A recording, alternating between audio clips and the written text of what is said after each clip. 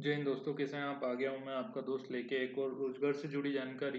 तो शुरू करने से पहले अगर चैनल से नहीं जुड़े हैं तो सब्सक्राइब कर लीजिए और इस वीडियो को जाने से पहले लाइक करके जाइएगा, ताकि आपकी ओर से जो नोटिफिकेशन है वो हमेशा ऐसे ही बना रहे और हम आपके लिए हमेशा तत्पर रहें।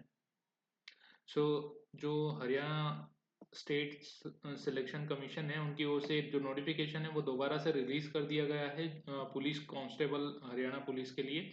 सो ये एक अच्छी खासी खुशखबरी है उन स्टूडेंट्स के लिए जिनका एप्लीकेशन जो है किसी वजह से रिजेक्ट हो गया था या सबमिट नहीं कर पाए थे, या फिर तब तक रिजल्ट नहीं आया था, या फिर आवेदन करने में कुछ चूक हो गई थी। तो अगर आपका ऐसा कुछ हुआ है या फिर ऐसा कुछ घटना घटी है आपके साथ में, तो ये आपके लिए एक सुनहरा मौका है। तो आप अपना जो आवेदन है वो दोबारा से कर सकते हैं। सो क्या है नोटिफिकेशन कंप्लीट हम इस वीडियो में डिस्कस करने वाले हैं। तो ये जो है नोटिफिकेशन ऑलरेडी रिलीज पहले ही हो चुका था। यहाँ पे आप देख सकते हैं कि ये जो नोटिफिकेशन है ये 12 फरवरी 2024 को रिलीज हुआ था, जिसमें एप्लीकेशन जो है 20 तारीख से स्टार्ट हुए थे, 21 मार्च तक ये एप्लीकेशन जो है सबमिट हुए थे। लेकिन दोबारा से जो आयोग ने एक और नया नोटिफिकेशन रिलीज हुआ है 28/6/2024, मतलब 28 जून 2024 को रिलीज हुआ है, जिसमें कि आप 29 जून से ये फॉर्म दोबारा से फिल कर सकते हैं। लास्ट जो डेट है ये से इन्होंने वक्त बहुत ही कम दिया है, 7 दिन का, मतलब आज 7 से 10 दिन का ही वक्त दिया है। तो अगर उस दौरान में आप किसी कारण से एप्लीकेशन सबमिट नहीं कर पाए थे तो सबमिट कर दीजिए। सो एप्लीकेशन जो है उसमें और कुछ भी चेंज नहीं है। एप्लीकेशन आप दोबारा से स्टार्ट कर सकते हैं। 8 जुलाई 2024 तक आप ये फॉर्म फिल कर सकते हैं। इनविटेशन जो है यहाँ पे आपको नोटिफिकेशन रिलीज हुआ है उसमें ये सारी जो डिटेल्स है वो मिल जाएगी। एप्लीकेशन जो स्टार्ट करना है सबसे पहले आपको जो है रजिस्टर्ड करना होगा। अगर आप पहले से रजिस्टर्ड कैंडिडेट है तो यहाँ से जाके आप अपना एप्लीकेशन जो है फिल कर सकते हैं। नए कैंडिडेट है तो न्यू कैंडिडेट पे क्लिक करके आप जो डिटेल्स होती हैं, जैसे कि मैं आपको बता देता हूँ यहाँ पे। तो यहाँ पे आई कंफर्म पे क्लिक करके प्रोसीड करेंगे तो आपका जो एप्लीकेशन जो रजिस्ट्रेशन नंबर है वो यहाँ पे रजिस्ट्रेशन नंबर जनरेट जो होगा उसकी डिटेल्स आप इंटर करके चेक रजिस्ट्रेशन डिटेल्स पे क्लिक करेंगे तो आपकी जो डिटेल्स है वो रजिस्ट्रेशन डिटेल जो है चेक हो जाएगी। और अगर आप जो है नए कैंडिडेट हैं तो उस कंडीशन में आपको जो है सबसे पहले यहाँ पे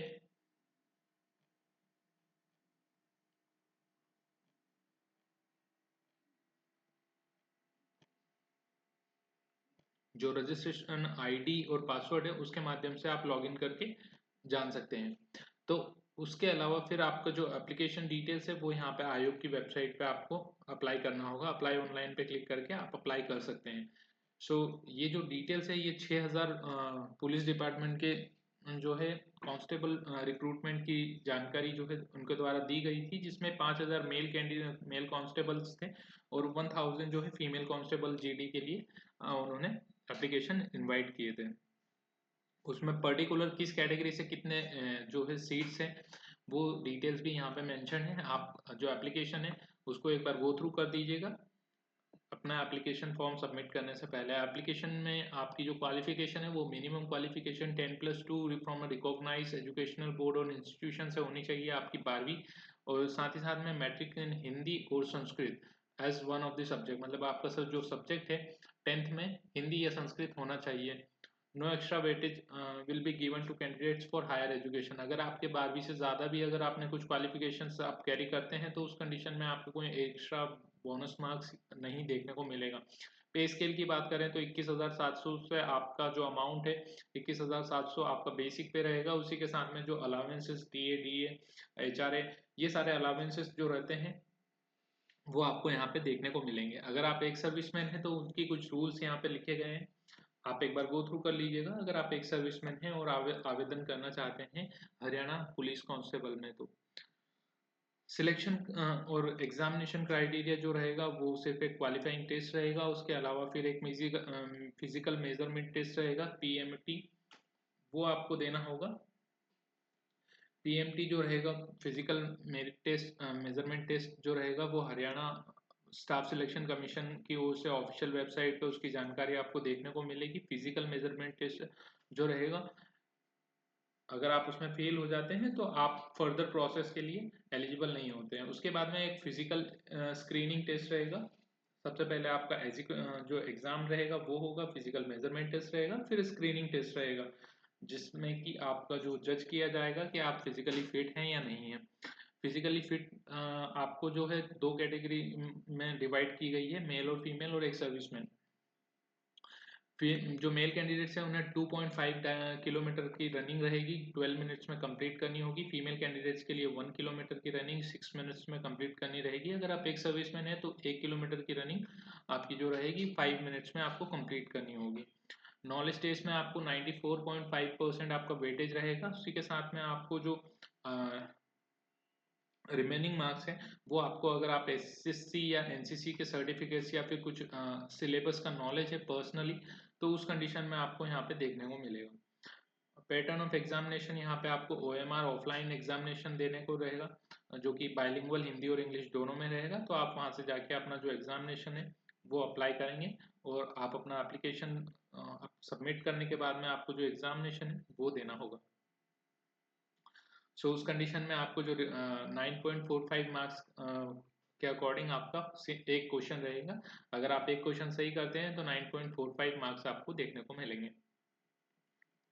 रिजर्वेशन, यहाँ पे आपको हॉरिजॉन्टल और वर्टिकल दोनों देखने को मिलेगा। ईडब्ल्यूएस सर्टिफिकेट अगर आप हैं तो उस कंडीशन में आपकी जो सर्टिफिकेट से मेंशन है वो आपको जो है EWS certificate issued for the jobs in central government will not be considered irrespective of income mentioned in certificate।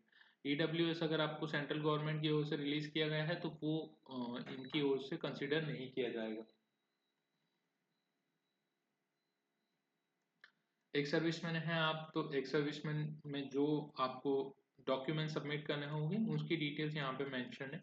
आप एक बार गो थ्रू कर लीजिएगा ताकि आपसे कोई डिटेल्स मिस ना हो।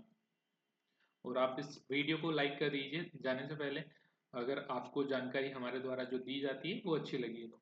ईएसएम कैंडिडेट्स जो है उन्हें attested copy of identity card ESM जो जिला सैनिक बोर्ड है उनकी ओर से आपको मिल जाएगी, वो आप यहाँ पे सबमिट कर सकते हैं। इसके अलावा यहाँ पे ईडब्ल्यूएस सर्टिफिकेट के रिगार्डिंग जानकारी दी गई है। एप्लीकेशन आपको कैसे करना है वो मैं ऑलरेडी आपको इन्फॉर्म कर चुका हूँ कि आपको सबसे पहले रजिस्टर कैंडिडेट से रजिस्टर करना होगा। उनकी ओर से आपको जो है रजिस्टर करने के बाद में आपको अपना जो पंजीयन है, पंजीयन कंप्लीट करने के बाद में आप अपना एप्लीकेशन जो है आवेदन कर सकते हैं। डॉक्यूमेंट्स आपको जो है मैंडेटरी वो यहाँ पे मेंशन है कि आपको कौन से डॉक्यूमेंट्स यहाँ पे आपको एप्लीकेशन फॉर्म फिल करते वक्त अटैच करने हैं, जो कि बेसिक डॉक्यूमेंट्स है, कोई इतना ज़्यादा वो नहीं है। तो बेसिक जो डॉक्यूमेंट्स आपको रिक्वायर्ड होते हैं किसी एप्लीकेशन को फॉर्म फिल करने के लिए वही डॉक्यूमेंट्स यहाँ पे देखने को मिलेंगे। यहाँ पे एक और मेंशन पॉइंट है कि declared fake by the University Grant Commission और not recognised by Haryana government will not be eligible. मतलब अगर आप किसी यूनिवर्सिटी से पास आउट हैं लेकिन वो फेक यूनिवर्सिटी डिक्लेयर हो गई है हरियाणा गवर्नमेंट या सेंट्रल गवर्नमेंट की ओर से, तो उस कंडीशन में आपके जो डॉक्यूमेंट्स है वो वैलिड नहीं माने जाएंगे।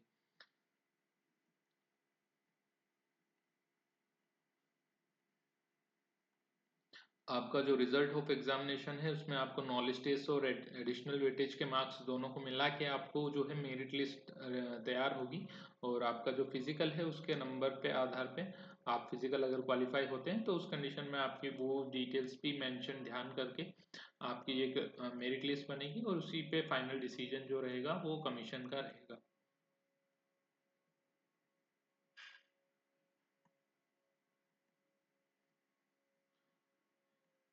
यही थी हमारी आज की जानकारी। अगर कुछ डाउट रह जाता है आपको तो आप कमेंट सेक्शन में मुझसे पूछ सकते हैं और इस वीडियो को लाइक कर दीजिए जाने से पहले ताकि ऐसे ही मोटिवेशन बना रहे। तो मिलते हैं अगले वीडियो में, तब तक के लिए जय हिंद।